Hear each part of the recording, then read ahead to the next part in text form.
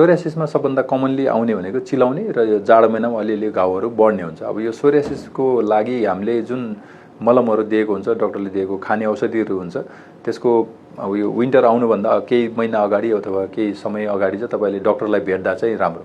त्यसले गर्दाखेरि हामीले प्रयोगमा दिने जुन मलमहरू छ, अब घाउ भएसम्म चाहिँ छालामा दाग छ, त्यसको सोरियासिस छ भने प्रयोग गर्ने हो, छैन भने बन्द गर्दै हुन्छ। किनभने आफूलाई छैन भने त्यो छालामा लगाइराख्नु कुनै राम्रो हुँदैन। अर्को चाहिँ हाम्रो अब औषधिहरू पनि मिलाउने औषधि, कुनै औषधि हुन्छ जस्तै स्टेरोइड्सहरू छ भने अब त्यो लामो समयसम्म प्रयोग नगरेको राम्रो। अर्को चाहिँ हामीसँग यो क्याल्सियम इन्हिबिटर्स अथवा स्टेरोइड स्पेरिङ मलमहरू पनि हुन्छ, जुन स्टेरोइडको सट्टामा त्यसको प्रयोग गर्न सकिन्छ यदि घाउले लामो समय। त्यही भएर त्यो मलमहरूलाई विभिन्न तरिकाले मिलाएर हामी अब छालाको अवस्था हेरेर दिन्छौँ। र त्योमा मलम पनि अब त्यसलाई कसरी फिजाउनु त, अब सानो मलमको ट्युब हुन्छ, त्यसलाई सबैतिर लाउनु पर्ने हुन्छ।